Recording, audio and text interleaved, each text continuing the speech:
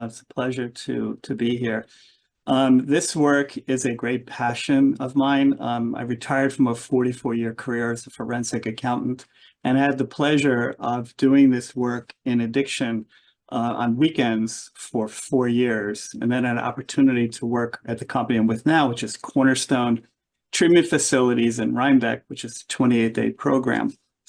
And even before I got involved in addiction, I volunteered my time at a prison for women, and I used creative writing as a very effective tool to get the inmates to write poetry and essays about their experiences. So I'd like to do, given the short time of the presentation, let me share my screen.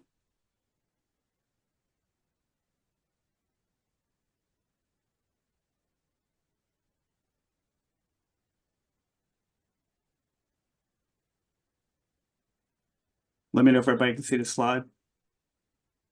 Yes, it's visible. You can see it? Yes. Okay. So what I've developed very effectively is what I call prompted writing. And that's where I design an idea or a thought process to begin a writing, what I call a writing challenge. And I pride myself on an inexhaustible number of prompts that I've designed in my lifetime. And I just love doing it. And what it does, I find in addiction, I found it with the prisoners as well, they're kind of lost in their own world. So they enjoy something different. Certainly for the addict who's been in a program before, one of the problems that we find here is they get bored.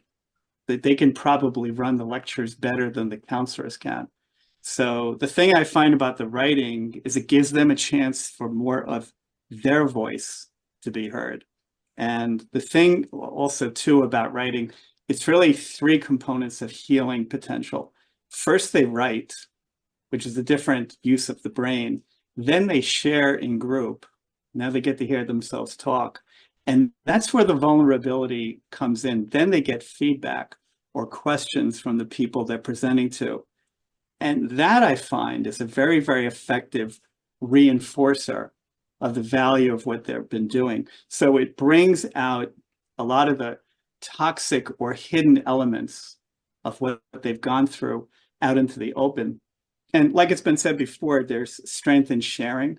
So I find in this setting, by sharing their vulnerabilities, their weaknesses, their challenges, even their trauma, that they have an opportunity to develop new meaning from it and put their lives back together again in a healthy way.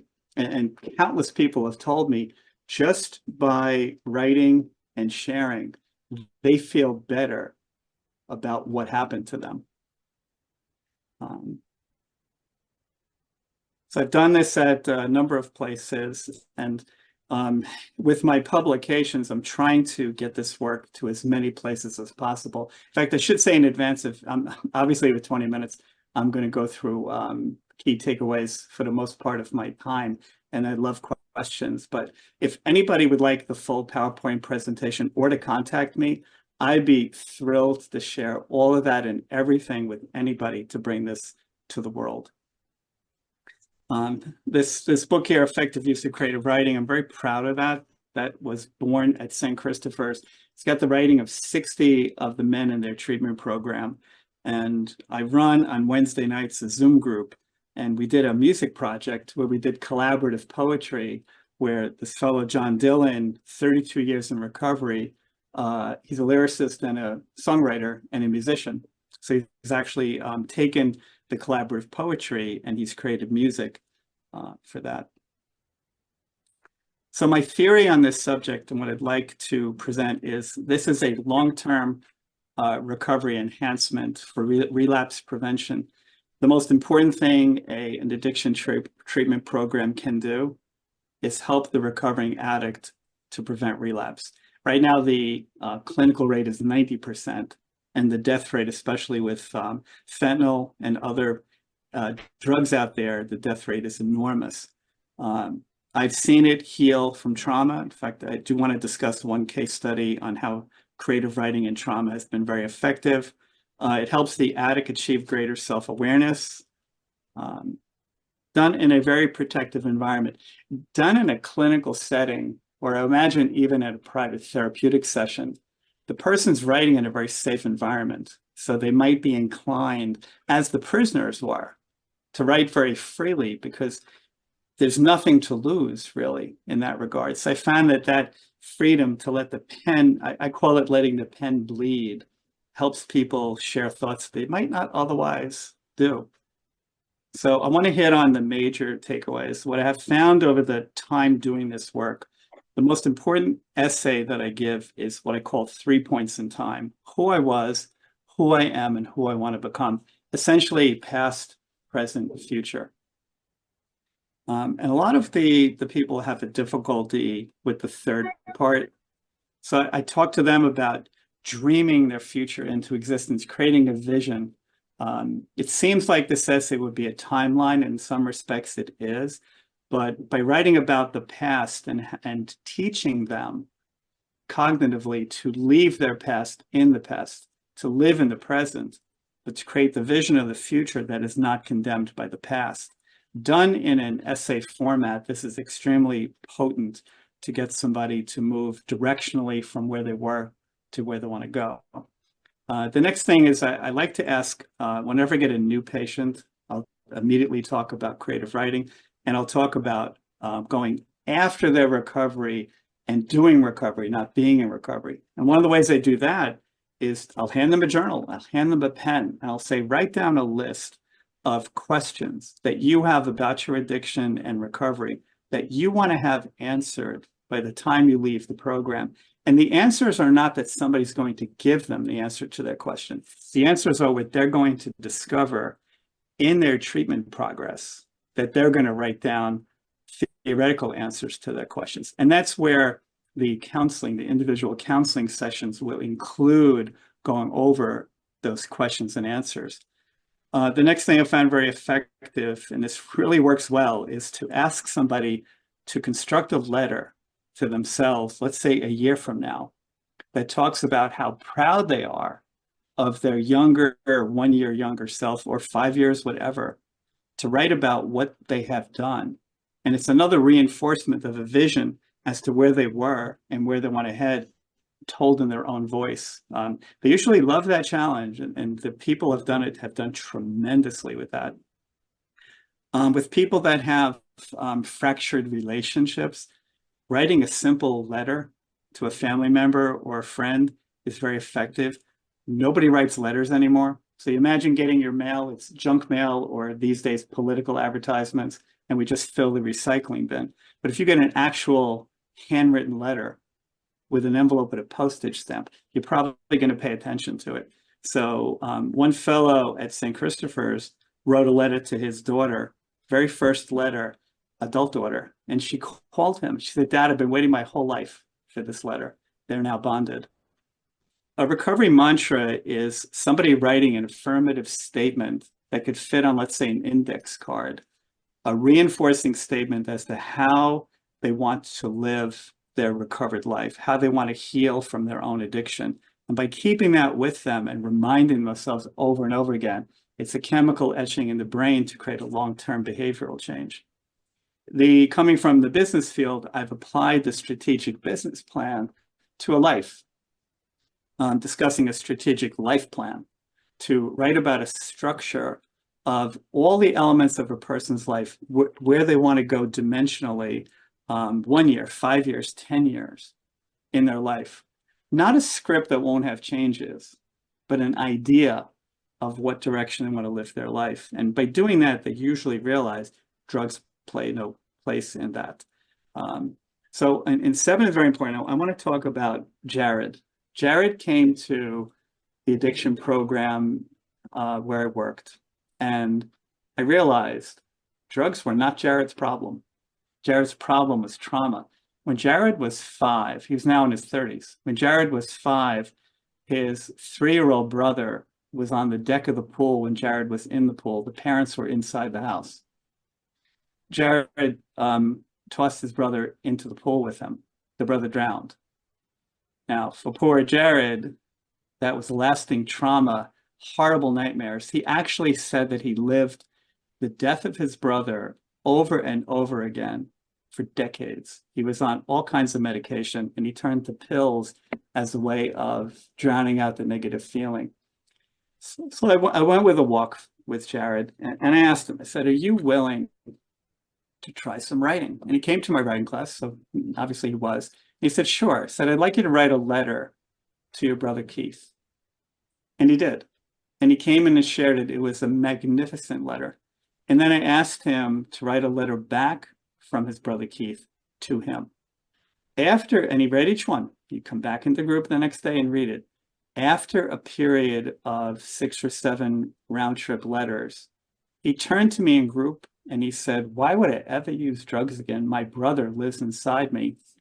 Psychologically, what he ended up doing was twinning with his brother. And he realized that he wasn't killing his brother in the pool over and over again. He actually imagined his brother swimming towards him to save him from addiction. So he ended up, while I knew him in program, getting off all medication. His nightmares ended, and he would report very positive, happy dreams of his brother on a little rocking horse looking happy. He's now 3 years in his recovery. He's also survived cancer. He is drug-free. His family is reintegrated with him. And he became a very prolific writer. He is the next person that's going to write his book. So I'm very, very proud of him. In fact, I don't know if everybody can see this, but this is his name is Matthew. This is the very first book that one of my writers in my Zoom group, who was also a patient in the long-term program, he wrote his book called Sailing Out of Addiction, a faith-based walk through recovery. He became, over the 2-year period it took him to write this book, very he got his spirituality back. By his telling, he would come to the Wednesday night Zoom sessions and he would report that life events caused him to consider drug relapse, but he didn't. He took out paper and pen. Instead of turning back to drugs, he wrote his feelings out. He wrote what was going on. And he found that by writing his thoughts and feelings, the urge to use, the temptation passed. By sharing it in group, it reinforced that he had the skill, had the capability, had the volition to turn from drugs and turn to his writing. And all of that became part of what fueled his book project. And so today, when I do my new writing groups, I always talk to them about epic projects, about taking your life story and picking a thesis point in terms of I'll ask them, what does your life mean? Something that you've learned that you could weave in and out of the timeline of your life, and to take the 1 to 2 year period to actually write out a manuscript and get it published. That is coincident with what they find neurochemically, that it takes 2 years for the brain chemistry to return to normal. So what this accomplishes for the writers, who usually become very, very eager, prolific writers, it allows them to untether from drugs because they're no longer bored. They have a project, they have a purpose. And from that skill applied towards writing their epic projects, they tend to do better in other aspects of their life. I just got a call yesterday from an individual who just got a great job, and he's been in recovery 3.5 years. So he writes, he's also another musician. It works. So what I find lately is I find that the people who come into program, who either are immediately determined to change their life, or they can be counseled to consider trying something different, tend to do very well with the optional writing program, because they quickly recognize it's their voice, not sitting in a chair listening to a lecture that they've heard over and over again. And I'm not knocking even my own program. We have 30 lectures that we do depending on the calendar day of the month. So if somebody came here every month to hear the same lecture over and over again, when I'm doing that, I try to mix that up a little bit, but the creative writing program is something adjunct to the traditional therapeutic approach.